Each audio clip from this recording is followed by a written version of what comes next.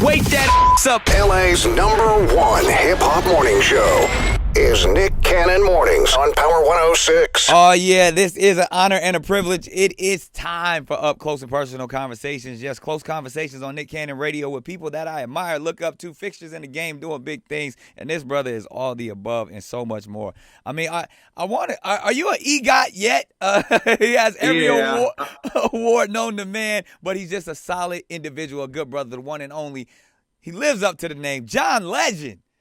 Nick Cannon, what's up, brother? What's poppin', my guy? Now, that is my first question, like, because there's only so many EGOT. You're officially an EGOT, right? I'm officially an EGOT. I got an Emmy 2018 for Jesus Christ Superstar. Wow. And that completed the EGOT circle. Man, so I got to ask you this, though.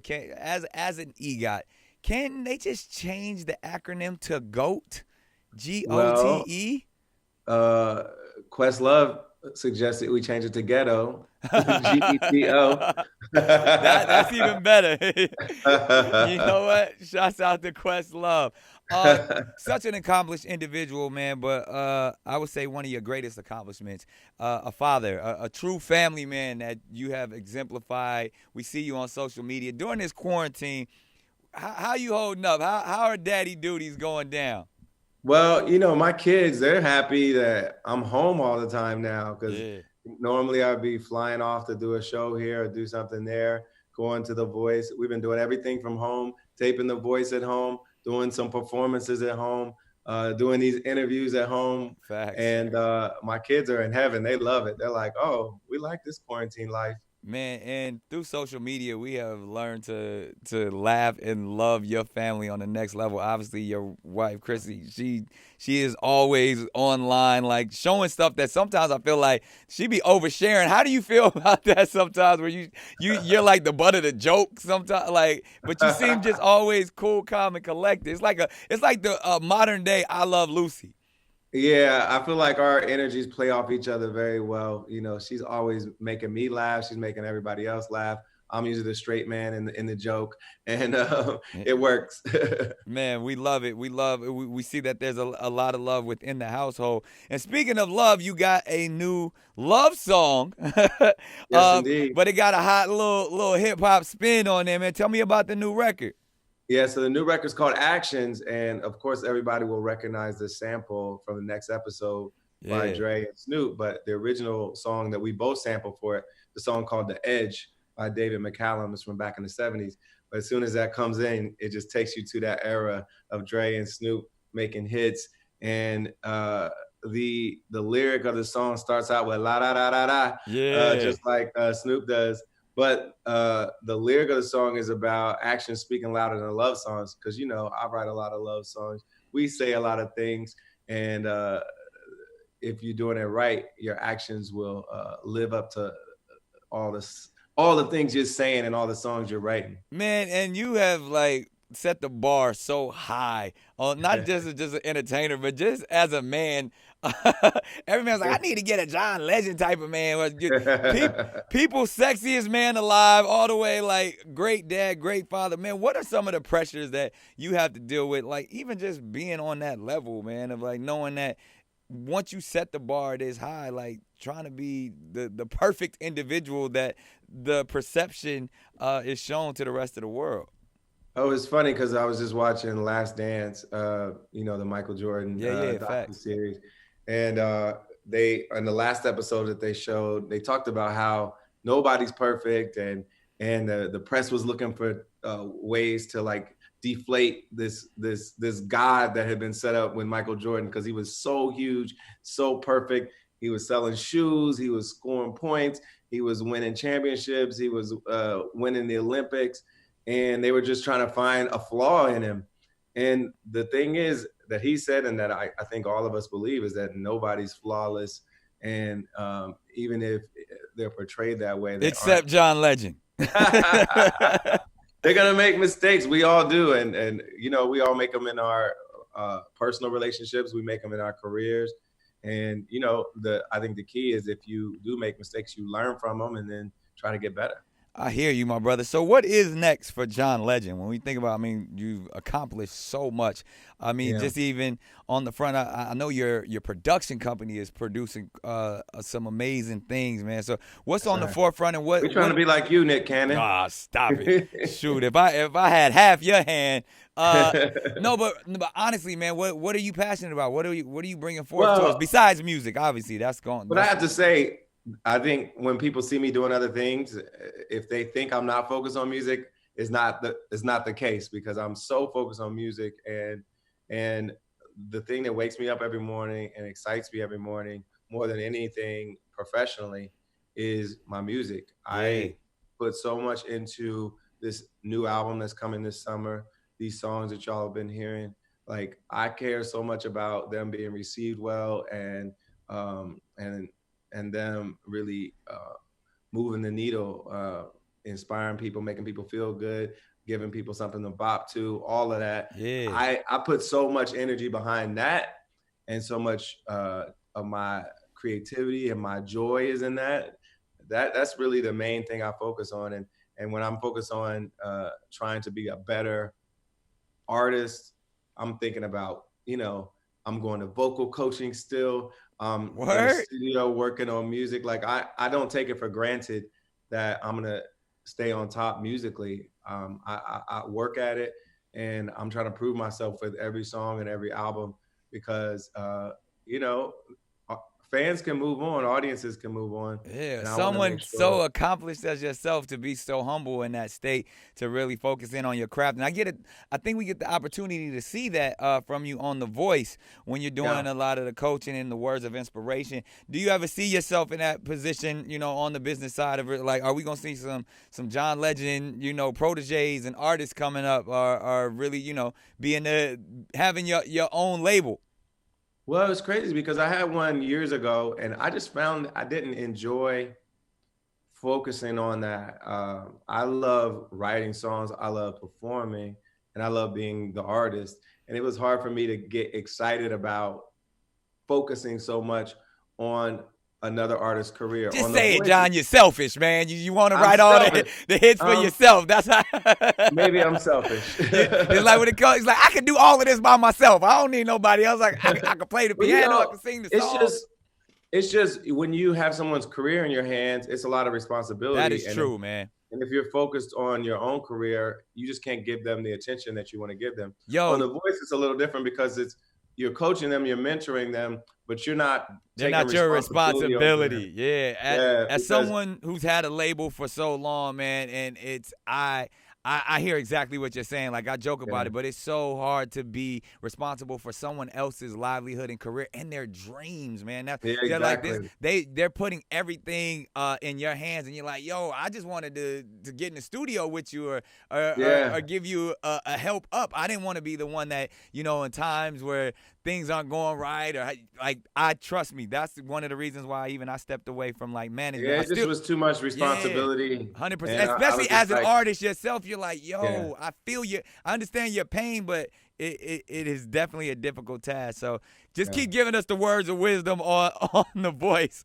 and I think we can rock with that. Now, I know you've been seeing all of these things going on with the battles and stuff. Yeah, I Like, love it. it's been amazing, but I'm always thinking, I was like, yo, John Legend got to get in there eventually. He got to get in the ring. Who would be somebody good that you guys could go? I was saying like you and Alicia Keys would be fire. Yeah, I think that'd probably be the best thing. And honestly, I think we would do it if we did it like a dueling pianos, Yo, that'd be yeah, crazy. Like, yo, I yeah, would love to see that. I mean, obviously, just I'm a huge fan of both of you, not just your songs and your artistry, but really your musicianship. And I feel like you yeah, guys don't get the opportunity to show that off, especially for this generation who needs to understand, the musicality and importance of theory and putting all of that together. And for people to be as successful as you and Alicia, yo, we gotta see that. So y'all got talk to Swiss, man. Y'all gotta make that yeah. one happen. Yeah, well, I think we will. But what I do love about the way it's been going so far is we're seeing producers and writers Yeah. more than just artists, because the producers and writers, what's so cool about it is you didn't maybe know that they produced this song, or you Yeah, and didn't you're know that hearing they were these behind that. stories and stuff. Yeah. Facts. And for us, for me and Alicia, you know, it's our songs because we are the front person for them. We were on the radio singing them. But for all of these producers like Teddy and Babyface and all these other producers, you're like, oh, I didn't know they were behind that song. Oh, I didn't know they were behind this song. And that's really part of the joy and the education of watching Verzuz, is you're really learning music history, all Yeah. these hits that you loved, and they're telling you, oh, I was behind that. Yeah, and hearing these great stories too, and I'm pretty sure you and Alicia will have some wonderful stories of how songs became. It kind of like just to hear those little behind the song anecdotes will be dope. So we look forward to that, and look forward to so much more. Actions is out right now.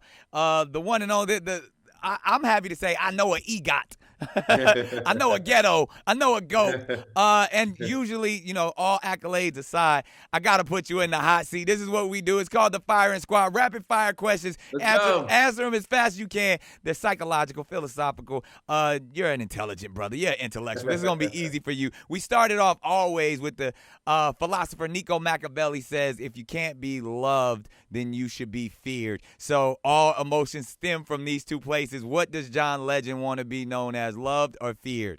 Oh, definitely love. You knew I was gonna say. Yeah, love. of course, man. of course. Even though fear, that's where respect and reverence and all of those, the fear of God, all of those things come from that side. So, and you have There's healthy fear. Yeah, you've been well respected in this game. There's a lot of cats that fear you when it comes to the to your artistry. Now I got to put it out there though. Speaking of fears, what's John Legend's greatest fear?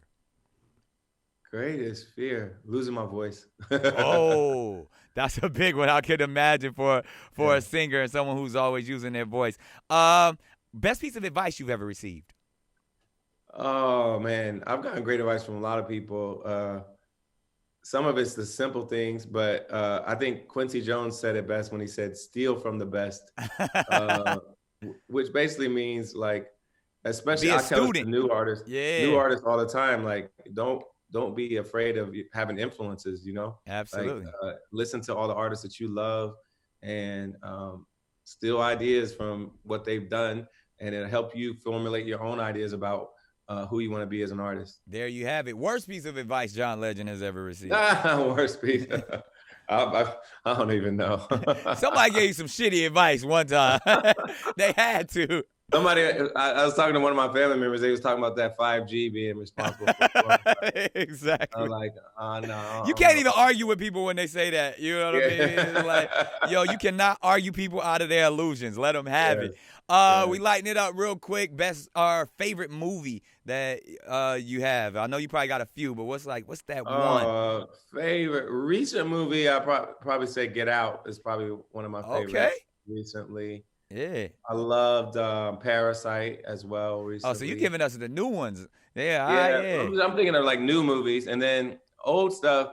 I say things that I'll watch anytime. Oh, like Coming to America. Yeah, of course. Feels like it's just so familiar. It feels like home. I've seen it probably like 1,000 times now. Exactly. That's one of my favorites. Exactly. All right, now you're on an island stranded. You only can take 3 things. What are these 3 items that John Legend is taking?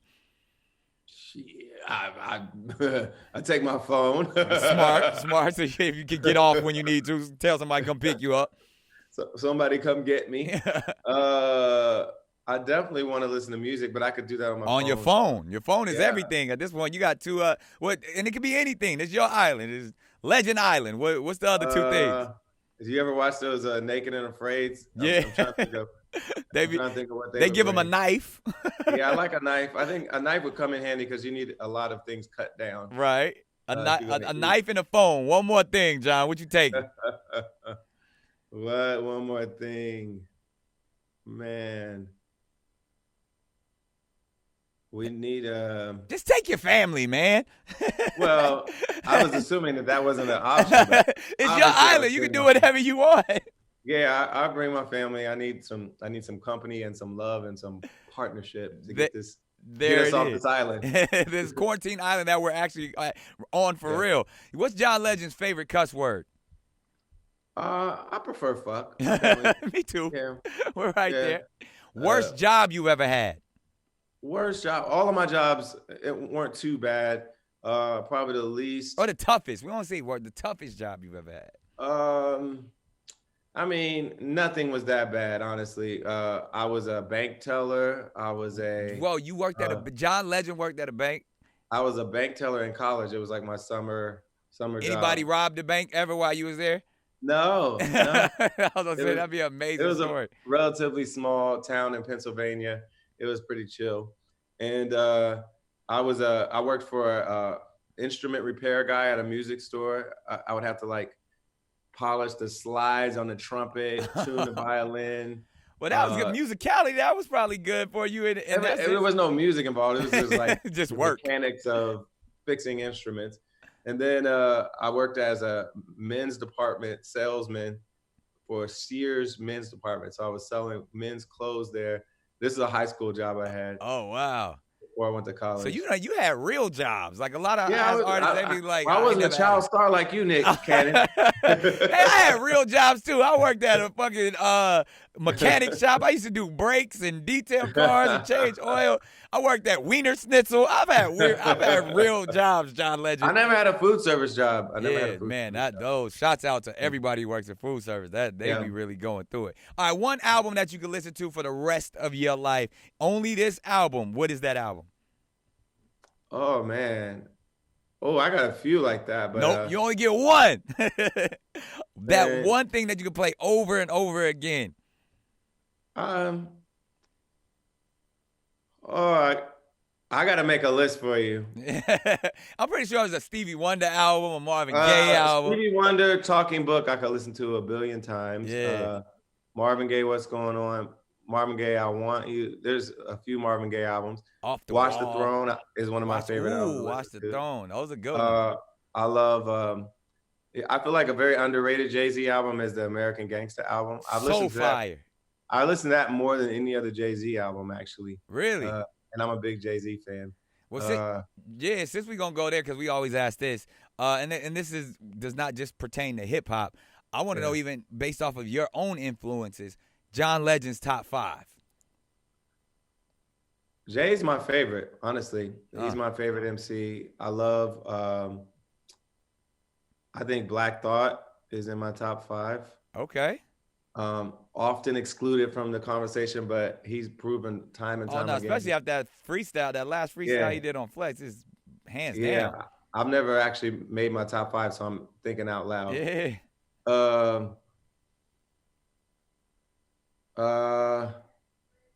I would say for me, another one. You grew up in the golden era of hip hop, so you got a lot of MCs to choose from. Yeah, well, I love Nas. I feel like he's still.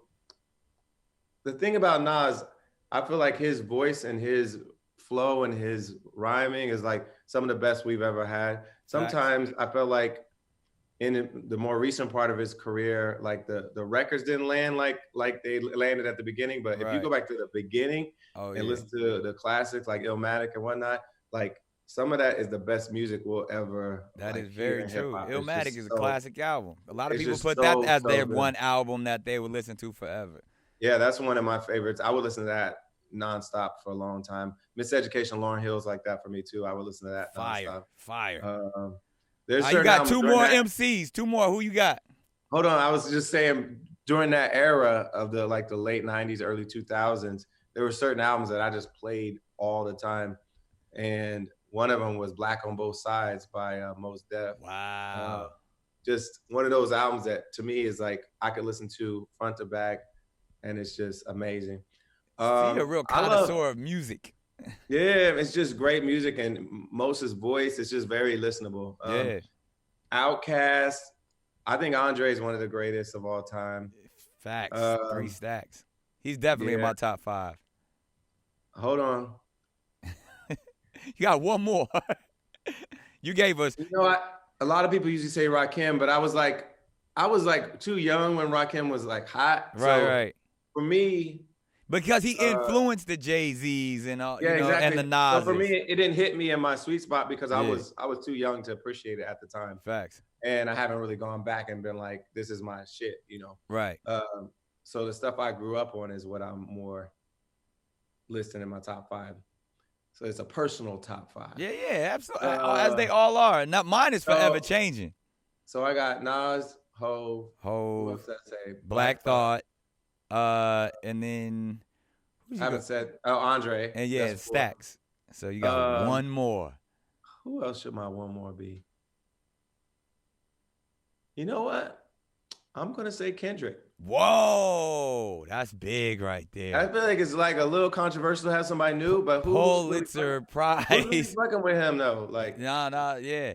Like rhyming ability, song making accomplishments, really being for the culture. That's a strong top 5 right there. Now, I'm going to flip it on you just based off of, because we do this as well. Those are hip hop, but I want to know John Legend's influences, your 5 influences that you would say, yo, I wouldn't be John Legend if it wasn't for these 5 artists. I'll say Nina Simone, Marvin Gaye, Stevie Wonder, Nat King Cole. Wow. And the last one I would say would be Aretha Franklin.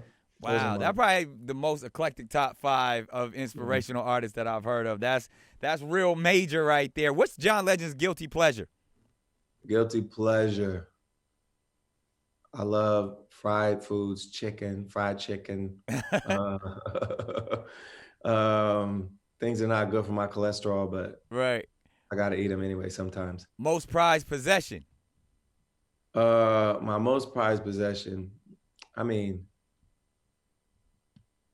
honestly, the thing I'm most proud of that I have is where I live. I love my house. I love what we've done to it. We did a lot of work to make it our own. That's dope. Spent a lot of money to make it our own, and I'm proud of it. Most are the best song you ever wrote, and don't say I haven't written the best song yet, because I know that's what you're gonna say. The one that is already in the catalog, your favorite song of yours. My favorite song that I've written is probably Again, and it wasn't even a single, but it was on my second album, Once Again, and I just love the story of the song and the passion in the song and the journey that the song takes you on lyrically. I feel like it's my favorite song. Now, you've obviously accomplished so much in life, and I can even remember like when you as a new artist stepping into the game. Was there ever that moment where like you actually were like in awe of another artist, or you had a fan out moment? Like, did John Legend ever like freak out when you first met? Oh, when I first met Prince, I have a very calm demeanor, so I'm not like you wasn't screaming and crying and stuff. I'm not visibly freaking out, but I was very excited and nervous when I first met Prince. Was he cool? Was he like? Yeah, he was cool. Yeah. Well, I met him through somebody at my label that worked with him and was good friends with him, so it was an easy way to meet him and be in a comfortable, place. Did y'all ever get to have like, because I knew Prince used to do like the parties where he do like the jam sessions. Yeah, I've been to his house here in LA, and I bet you that was, man, John Legend and Prince like just shedding out. That's not even it. John Legend, Stevie Wonder, and Prince. Wow. At Prince's house. Was anybody recording this? I don't think he would let anybody record it, but it was, he would do them after like the Grammys or after the Oscars or something. And that's amazing. Celebrities there, but a lot of musicians to jam with him. And he just in the area, just have piano, bass, guitar, mics. He had a stage set up in the house. He was renting this house for a while. That house was actually next door to my house. Oh. It's definitely Who was he renting from? I feel like it was a football player or something. Yeah. It was like that 31-21 time where he was definitely getting it in. Man, well, like I say, it's always a pleasure, man. But we can never let you get out the firing squad without this last question. And speaking of the likes of like Stevie Wonder, Prince, yourself, we talk legacy, we talk journey. So one word that describes John Legend when it's all said and done, your legacy. What's that one word? When they say John Legend was timeless. Ooh. And there you have it, ladies and gentlemen, the timeless John Legend. It's been a real great conversation, man. Again, them actions, that's on all platforms available, right? All platforms. Conversations in the Dark, also available all platforms. And then we just dropped a new song called Bigger Love, also available on all platforms. That's going to be the name of the album as well. And that's coming this summer.